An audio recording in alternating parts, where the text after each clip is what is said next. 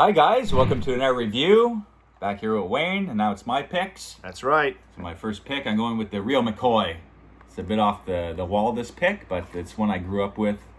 There's certain types of films I have for different occasions, you know? Like That's right. we already talked about movies you watch during snowstorms and All all the that stuff time, like yeah, that. yeah. But when I was in elementary and high school, sometimes when I was sick, I'd stay home from school. And you wanted to rob a bank. No. No. But this type of movie, I would always watch when I would stay home from school. I'd go to the Depot, get my little soft drink and a bag of chips. Oh, you wouldn't watch Bob Barker?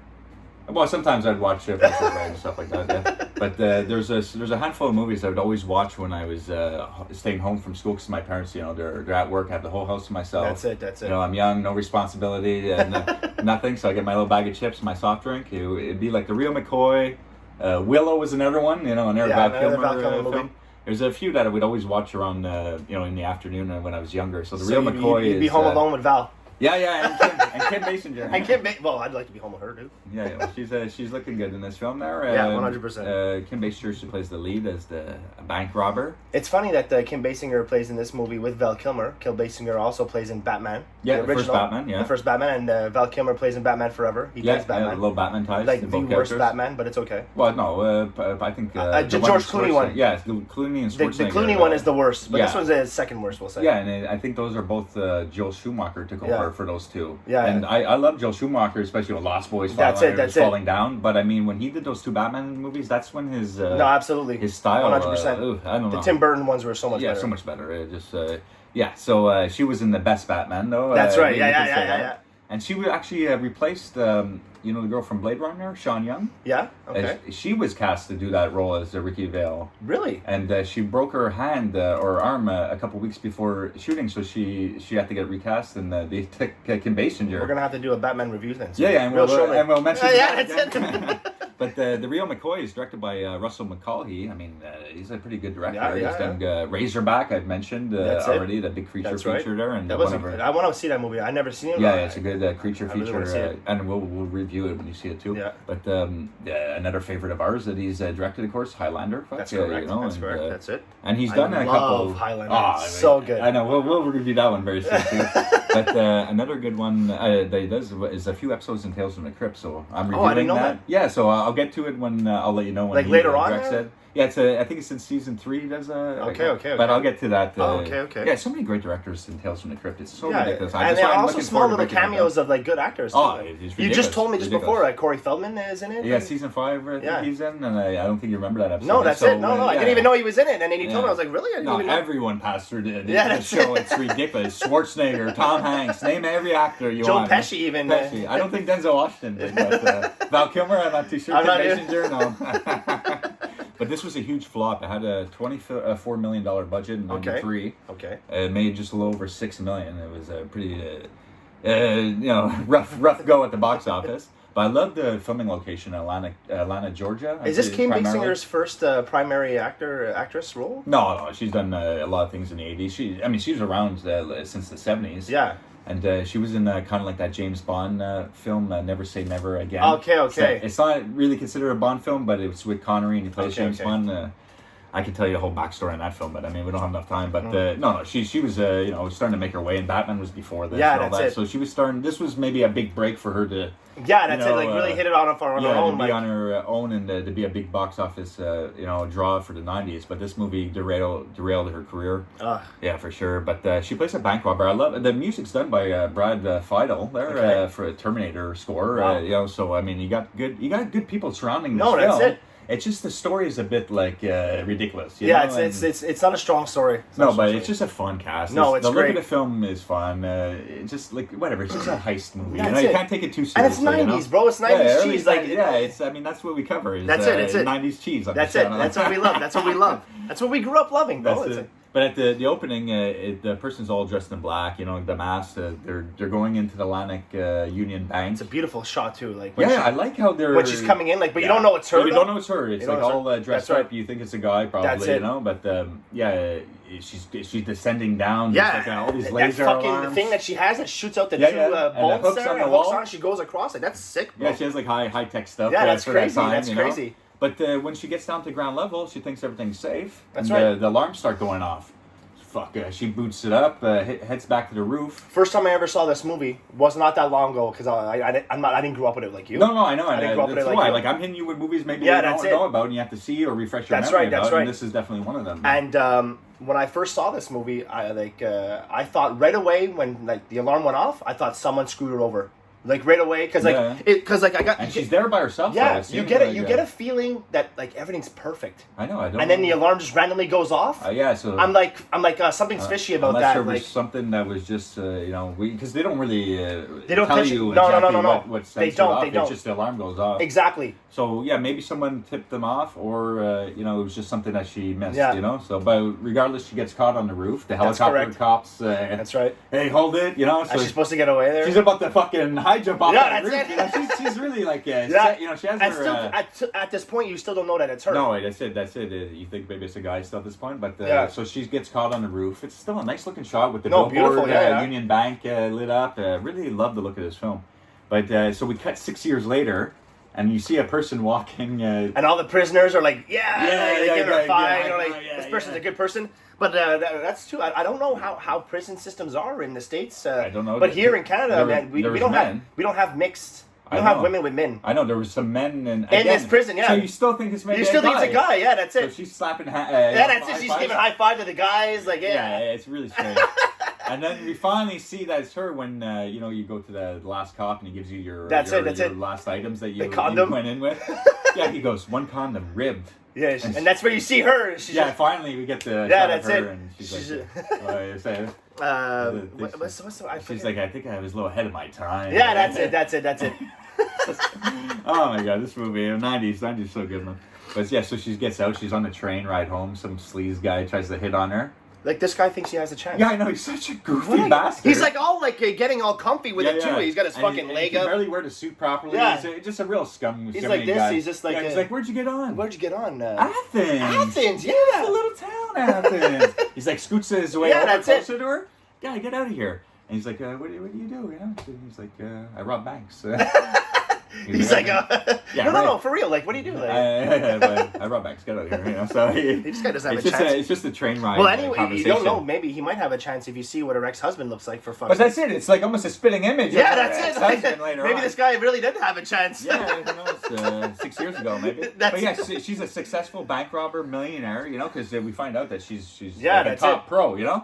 So what the heck is she doing with this scummy car dealer? What a loser. He owes taxes and money to everybody. Well, skimming off the top. Maybe like his finances went down when she stopped robbing banks and giving them tons of money. That's it. But he was, we find out he's like robbing his pension plans for his employees. What a real scumbag loser. Her ex-husband's a loser, but the next scene she calls her ex from like the train station. Yeah.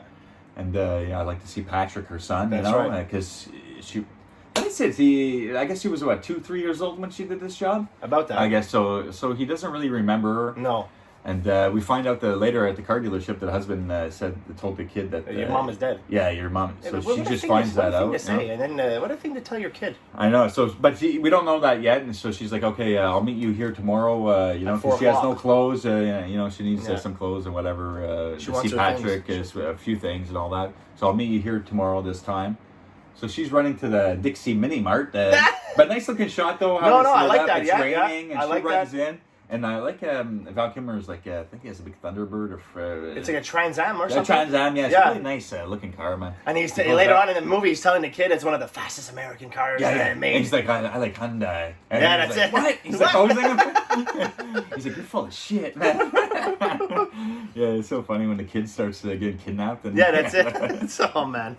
But so she's running in to grab a burrito or whatever. That's it. To grab something to eat quick. And Val Kilmer, he runs in to rob the Dixie Mart. That's right. And she's like hidden in hides because she's all scared and stuff like that. But she's like laughing because you can tell he's like he's an amateur. He doesn't know what he's doing. I think the bullets fall out of the gun. But the clip falls out. Bro. Let's talk about the store clerk. Yeah, the clerk is so funny, man. He's acting all calm. The worst receding hairline I've ever seen in my entire life. He's fully bald with like some friggin' long hair rocker. It looks like the guy from Last Action Hero. Tom Noonan. You gotta heard do like that. Yeah, that's it. But he's like, oh God, please don't shoot me. That's it. He's like, I don't got the keys. The money's in the safe. Yeah, the manager has the keys. Val Kilmer can't get anything going. Val Kilmer drops the clip. He goes down to pick up the bullets. The guy's got this big fucking magnum. Yeah, fuck. He's like, where do you want your new asshole? He tips the gun quick. The bullet goes flying in the crowd. Fuck, lucky they didn't shoot no one's head off. But gets a few shots off at Kilmer. He starts running after him in the parking lot. Man, Kilmer's lucky he didn't get his head blown out. You see some other people in the store are robbing the store right behind this guy. He's fucking firing guns at Kilmer. I wouldn't chance of robbing this guy because he could maybe turn around, see that you're robbing, and say a couple of shots. This guy doesn't take robbery. He did it lightly, but he doesn't like that shit, man. No, for sure. No, he got robbed of his hair, so he's not gonna. He doesn't give a fuck about the store. It's just a strange scene because Kilmer and Basinger are throughout the film together, but they don't know each other at that moment. No, so she runs into that debonair. She sees him trying to rob the store. That's right. We say debonair because we live in Montreal. That's right. So these people are watching their English. Like, what the hell's a dep? People in the States and across Canada that are more English. They're like, debonair. Yeah, so like a corner store, like a 7-Eleven. That's it. But yes, they're Dixie Mart. Dixie Mart, that's so many different terms, man. Just a convenience store. So he doesn't know that she saw, and later on he's all embarrassed that he finds out. But and he's like selling VCRs or something to like Betamax. He's like no one takes likes VCRs. They do in Congo or something. Nigeria. That's it. This is my third shipment. It's the Betamax capital of the world. They do in Nigeria. That's it. They do in Nigeria. This is my third shipment this month. But the next day, she's at her parole officer's office there. You see the sweaty back. This guy is the worst scum. He's a scumbag parole officer, and we find out he's really like a real scum. He's even scummier than he is when you first see him. Yeah, because he's just like, keep that figure, get yourself a job. That's it. He's acting real sleazeball. You almost feel like he's going to force her to do things that she doesn't want to do already, but we don't know that he has ties to the people that want her to do a bank job later. But he rubs her leg and everything. Like, what a dirty bastard. I know, that sweat stain on his fan going on. And that's one scene that I actually like where they actually, you actually see the sweat stain in focus. Yeah, I know. It's disgusting. I know, fucking gross. But give more to the character. Exactly, to show you what the kind of guy that he is. He's just a dirty scumbag. No, 100%. But at that office, Kilmer's there too, talking to what is he even doing he has a buddy with a parole officer. Yeah. Another guy. And so when she's walking out talking to her parole officer, he's walking out talking to his friend. That's right. But I guess because he didn't rob the Dixie Mart, so he needs a couple bucks, and he's there lending him a few bucks, and he sees Kilmer sees Basinger. Yeah, he's like, "That's Karen McCoy." But what's the odds? It's just all the stars are aligning for these two to be together. But he's like, "Who is that?"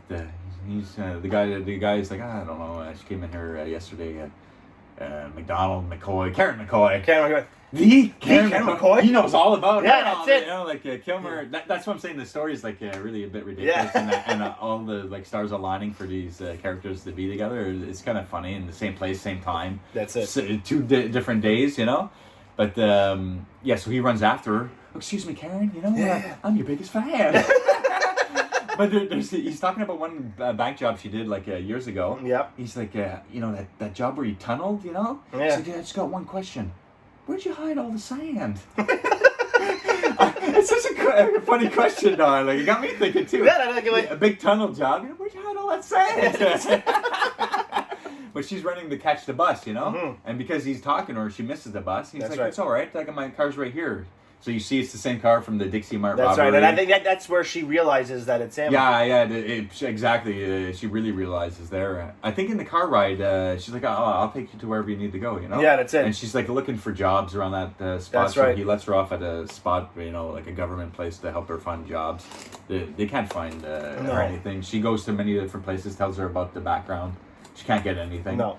And there's one place, she's like, please, I need a job. And the woman's like, I'll just put self-employed. Yeah, you were self-employed before, yeah. So she gets this job at a laundromat. That's right. And Kilmer meets her at the halfway house where she's supposed to be staying. That's right. Surprises her there. He's like, no friend of mine's going to stay in the halfway house. Come with me, I set you up, Yeah, he gives her a nice little room. It's nice. Room in a nice house, a nice neighborhood. Yeah. And...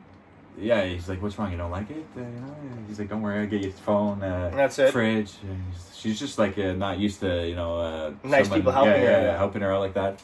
And, she's not worried about the parole officer because he said she can move out of the halfway house when she gets a job. That's right, and maybe see her kid and stuff like that. Yeah, so she gets a nice little spot because of Kilmer there. And, so I think we find out that that she lets him know that about the Dixie Mart robbery. Yeah, that's it. Oh my God, you were there. Or that may be a little later when she was at the trailer there, but I mean, I think it was at the trailer. Yeah, that's it. But later on, he finds out that she was at the Dixie Mart, and he's all embarrassed. Oh my God, super embarrassed. Because that's his idol. He's like, you were there? You saw that? Karen McCoy, that's oh God, she's a pro expert at robbery, and this guy can barely hold up a mini mart, So just when you said that, it brought me. It's when they're going to rob the bank for the second time. They're the first time, but she's robbing the same bank second time. Yeah. He has a gun, and that's where she tells him. She's like, "Oh, we're not going to need that. We're not robbing like the Dixie Mart. Dixie Mart. That's where he realizes like you were there. Yeah, that's exactly right. But the next day she goes and see Roy, her ex-husband, at the dealership, and that's where we find out he's ripping off his employees, fuck up their pension plan. And he's screaming at his accountant. Well, that's what I pay you for. If I find a loophole, he's all fucking stressed out, smoking butts. And the guy's like, "A lady's here to see you," and he forgot the meter the day before. That's right. What a stressed out mess this guy is. So she shows up at his work. He's like, "Oh shit, Karen," and that's where he tells her, "I told Patrick you were dead." That's it. But he shows up, Patrick, with his new wife. Yeah, he wants to go inside and he's going to his baseball game. So she sees him and she's like having a panic attack, and she has to pretend. Well, the ex-husband's like, "This is a friend of your mom." This is your friend of your mom's. She's like, "Oh, you knew my mom," And he's not. This is his first movie. I think his name's Robert English, the kid. I'm not a huge fan. He's one of the weakest child actors I've ever seen. And I'm not a huge fan of him either as a child actor. Yeah. And I think they could have got somebody better.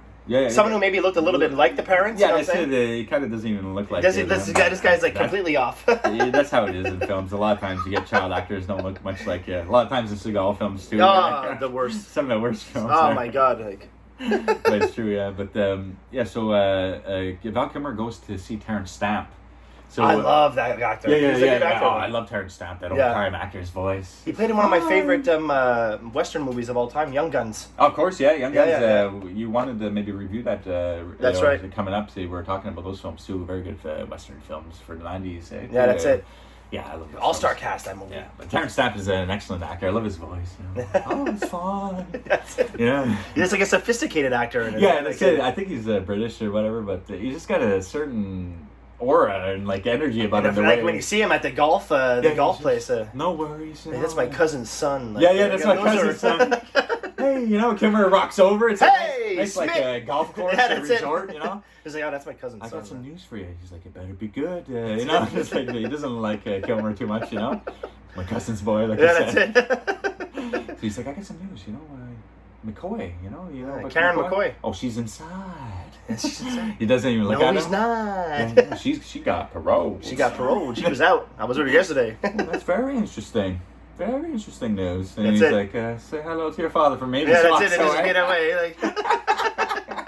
And then we find out that she loses her job. The parole officer's at her job talking to the boss. Yeah, because she lied on her application. They find out, So that's where we kind of find out that that fucking Gary parole guy, he's kind of has ties to the... Yeah, because he asked her to go for a drink with him. Yeah, that later that night. Yeah, that's right. And actually, she's in there's another scene where she's watching her kid play soccer. That's it. And the Terrence Stamp sends an error henchman because he just found out that guy played in Ace Ventura. Yeah, he's one of those guys that plays in a bunch of movies. Yeah, recognizable face. That's it. Little scenes in lots of movies. There's another guy too for Passenger 57. Yeah, we just mentioned the bald guy. That's part of the crew robbing the bank after. I mean, yeah, you're gonna when you watch our reviews and you go see these movies, you're gonna notice tons of actors that are intertwining throughout these films as the background characters. That's right. That's right. But so she loses her job, and but there's a scene where she's in the park. The guy's like, talking to her. You go see Terrence, Yeah, Terrence Smith wants to see you. Yeah. Well, maybe you could send him a little message, She get fucking knees him right in the nuts. Right in the nuts. Takes the gun, throws it at the kids. Yeah. It's like a full day. There's lots of leaves on the ground. Kids are playing soccer. She throws it towards the kids. Yeah, towards the kids. One of those weird and then a weak throw too. I hope the guy goes and picks up his gun. I hope so too, and just leaves it there. Yeah, because she's acting like she's doing a good thing there, but I mean, it's a park. A kid could go pick up that. That's loaded right. gun. I think the best thing maybe would have been to take that gun herself. Maybe I don't know. No, honestly. But so after that night, her parole officer brings her to Terrence Stamp's mansion. That's right. To get her to do a job, and she doesn't want anything to do with it still, So she walks out, and Stamp is like, extreme measures. That's it. Calls for, whatever, He's like, we got to do something about this, So they kidnap Patrick, they kidnap her son. We find out there. And then the dad right away. He goes rushing to her. Rushing to her. I think she did it. Yeah. But she, so she finds out. She goes looking. It's so funny, She takes his car. It's a weird little editing scene here. Maybe she took his car to go to the grocery store because she gets the steaks and picks the sleeping stuff because Terrence Stamp has all these watchdogs. Yes, fucking tigers. Caged there. That's it. He's in love with all this type of wildlife. He's living the life like Al Pacino in Scarface. That's it. But he has the watchdogs that are running around the field, so she has to take care Savage of them. She wants to go in the mansion, sneak in there, see if her son's there. So she feeds the dogs these steaks, and they get knocked out. She goes roaming around the and you see that henchman guy. He's like watching some dirty flick. Yeah, some dirty movie. Like, what the fuck? He has a room in the mansion. Yeah. He lives there with Terrence Stamp. You actually see Terrence Stamp watching Scarface too. Yeah, that's it. He's looking through the crack of the doors. He's getting all blown away. Al Pacino. Yeah, he's standing, and the Terrence Stamp is like tired. He's rubbing his eyes. I guess it's time for bed. But I guess, so I guess he's not there. He could have maybe been somewhere, but we don't see everywhere where she looked. That's right. But she goes looking for her parole officer. And she breaks into his house, gets up. It's like so like crazy, the story. Like how she finds she's going through his pictures and she sees because the neighbor's just like, oh, he's out fishing. That's it. So she's just like, okay, well, let's try to find the cabin. Finds the cabin on a picture. Lucille's fishing. On the T-shirt. Yeah. So she's able to track that. Oh, okay, because the old lady told her that he's gone fishing. Yeah, that's right. Said he's gone fishing, so she figures it's Lucille. She just goes with that lead. It's just like so like implausible. And let's just how long is this night, bro? Yeah, she goes to Terrence Stamp's house. No. She goes over to the parole officers, then drives 40 miles to this place, and it's all still nighttime. Well, she camps out until early morning and waits for Gary to leave to roam his cabin. But she's asking people in town when she gets around that lake, where or that old man at the gas station, that's right. Where Gary lives. Oh yeah, just up the road there, So the next day, Gary is driving into town, and she's she's grabbing her kid to get out of there. And he stops in at the gas station. The old guy's like, "Oh, good-looking blonde woman stopped here to see you." Right. What? He rushes out. Yeah, there's no good-looking blonde's gonna look for that guy. Yeah. He knows his condition. That's it. The old guy's like, he's like leaning on his window. He's like, "Fucking." Almost takes him right now. Yeah, so he rushes back, and her fucking piece of shit, ex-husband's car breaks down. He's a car dealership. He doesn't have a better car than that. Fuck. Honestly, what a shitty Nissan, it breaks down in the road. It's a dirty piece of garbage. So Gary comes, and that's where he sees her. That's it. He's like, "What are you doing, Karen? It's my big chance." He's got a fucking shotgun, he's also slapping his shit out of her. So slow, she could have easily moved out of the way. Even at the end when he's like this, her, he's like really got some slow ass. Oh my god! She had no problem taking out that other henchman who was maybe 160 pounds, but gets beat up by this fella here. But when it's true. But when everyone gets brought back to Terrence Stamp's mansion, we're all gonna hang out here until the job is done. So Patrick doesn't mind being kidnapped. No, he doesn't. He loves it. He is swimming. He's cleaning the car with Kilmer. He's having a grand old time. Yeah, that's it. Especially when Kilmer comes later. That's it. Because she gets her crew together, And she picks him as the driver. She actually tests his driving. It's a cool scene in the rain where he has to find how long it would take the security to. That's right. Yeah, so it's 6 minutes. Yeah. It takes about 6 minutes they have for security to come when they set off the alarm. But so they get Kilmer to start hanging out at the mansion. He's teaching Patrick how to swim, washing his car. She's trying to figure out how to do the plans. And Terrence Stamp is like, I don't want to hurt anybody. No, that's it. He just wants the money. I just want the bank. $18 million. For $18,562, I'm willing to find out. That's right. This guy's great, man. I love this guy in this film. He's so much fun, man. So she gets Basinger involved, Kilmer involved, and she like gets into a disguise, a nice black That's right. hair disguise. You really don't know it's she looks really good too. Yeah, you don't know it's her at all. She walks into the bank, starts staking it out. She wants to open up a safety deposit box. That's right. She's talking to Mr. Kroll or whatever. That's right. She's like, anything for a beautiful woman, eh? Yeah, he's a real short, desk job type of guy. That's right. Have you visited our bank before? Only once. You know? It's like the movie The Mask with Jim Carrey stole that part there. Yeah, he's the Impkiss. Impkiss, yeah. Where he sees Cameron Diaz walks in. It's almost that type of scene between characters. That's it. So she's taken out, opens the deposit box there. She puts nothing in it. And then she's just to be able to get a sense of the vault. What doesn't she put, like a book? Maybe like a phone book of some sort? To make it feel like it has weight. Yeah, because he's just like, oh, that's heavy. Oh, yeah. Got a lot of jewelry. A lot of jewelry, yes. Oh, yes, a lot? Yes. Enough? No. Never. But she's scanning the vault, getting a sense of all the... That's it. And then she sees that audio thing where... Visual signature units. Yeah, that's VSU. A VSU, yeah. Yeah. And it's supposed to be like a AAA bank, unbreakable. So she's telling Starbuck, I can't do this. No one in the world can do this. He's like, you better find a way. That's it. Or this kid's going to live in this beautiful mansion. He doesn't give a shit. Gives a shit. And he even says later on, he's just like, ransom? He's just like, my dad can't afford that. That scummy bastard. No, it's true, man. But after she sticks it at the bank, we get like a round table, planning. That's where we see all the henchmen gathered, stamp. I like that part, though. I like how it's filmed, because he keeps going around the table with the camera, and how he set it up. The people are like intertwining, and at the right moment when the camera is on. And that's where she's telling them all about the VSU. And then just before that, there's a bit of a montage where she's like circling things on paper, looking at the computer. So that's it. Trying to get the code. I guess she's figuring it out there. But man, so she lays out the plan for everyone, and the way the plan starts though, Terrence Stamp drives this crappy old van and parks it out this building, I guess, connected to the bank, and he puts the hood up as if it broke down. And and the security guard, he's watching a wrestling video. That's true. Yeah, he's watching Crush versus Repo Man. Is it that? Yeah, that's it. Oh my God, yeah. Cranium Crush versus the Repo Man. Crush wasn't Rick Nash, was he? No. He was his own wrestler. He's actually dead now, that guy. The guy that plays Crush. Cool. It's so funny, and we're talking about Highlander.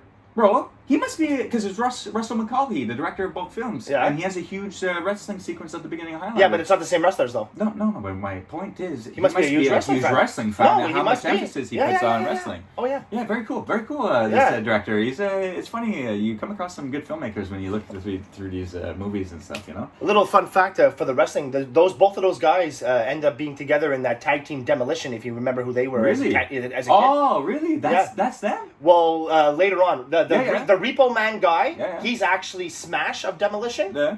Then he becomes Repo Man. I love those guys, though. Yeah. I didn't know. And then later on, it's a small little clip. The security guy's watching. That's right. And Terrence Stamp knocks on the glass door. But you remember Demolition? Of course. I have cards of them. That's it. I can show you my card one of the guys from Demolition ends up becoming Repo Man, and then Crush. I know it's really cool, man. I didn't realize that. That's awesome. Yeah. But so there's a little clip while the security guard's watching that, and he knocks on the glass door.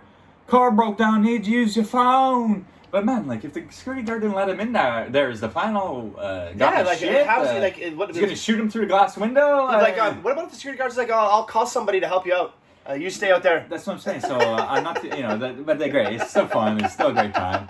So they get, you knocked out the security guard. All the guys rush in. That's right. Because there's a couple phases they have to go through.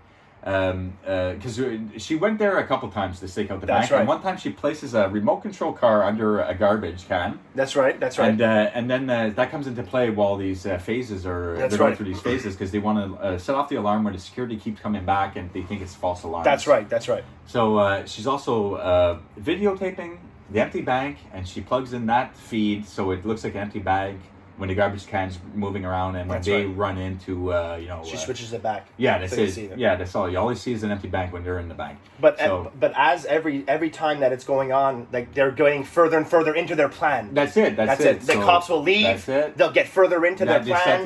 They set the alarm. And because of Val Kilmer's scenario, they find out they have about 5-6 minutes. That's right. So everything's timed, everything's good. But the one sequence that takes almost the longest there, where it's really is with the keys at the elevator. She doesn't remember or know exactly the number, but she knows I think a few different numbers that it should be.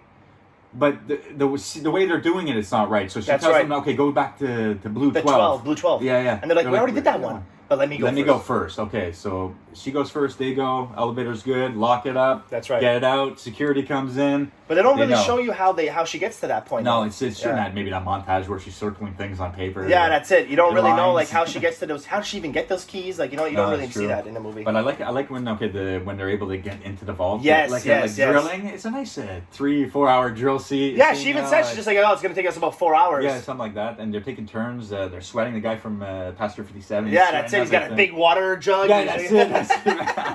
It's really, but they can't hear them because they're lower. The security ends up staying on the main floor because they're fed up at this alarm going off.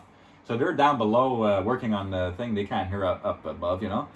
And when they get, that's another. I forgot to mention. There's one scene where she sends Val Kilmer to open up a safety deposit box. Yes. He sets a gun in one of them. That's right. And it's kind of funny that Terrence Stamp goes along with this this bank robbery. I understand that maybe because she couldn't do it alone, she got caught at the beginning, so she can't go alone. But he's a successful guy. He's got the life made there. And he didn't have to be there. He doesn't really have to be there, you know. Like, but he takes the chance of being there. He risks his everything. And then it ends up backfiring because they open while they're like opening the vault, and they're like, oh my god, yes, you know. They're in the vault, and that's it. She's able to turn on the VSU unit. Yeah, because there's a gated spot where where where the cash is, and there's an outside spot where all the boxes are. That's right. And he has Kilmer takes out his gun, but it's even funny because the henchman's like sees him come out the bank. He's like, "What are you doing in there?" He's like, "I was just emptying my account, closing my account." So $150. $152. That's right. He's like, what do you mean by $152? We're robbing $18 million. You know, he's like, I understand that, but I don't want to split mine 6 ways. That's it. I don't want to split my 150 6 ways with you guys. I forgot that. We'll see by straight. So, but he actually was putting a gun in a deposit box. So he has them at gunpoint. Terrence Stamp and his crew behind the bars. He doesn't even have bullets in the gun. He doesn't? I can't remember. Yeah, because Basinger tells him to buy a gun, and he's just like, you told me to buy a gun, but you didn't tell me to load it. Yeah. Of course, yeah. So they're stuck, That's it. Karen! So he takes one in the leg or something, in the leg or in the arm, he takes a bullet? Yeah, he gets one in the shoulder, because they're firing. Yeah, that's right. Too, but they're firing while they're running up to the elevator.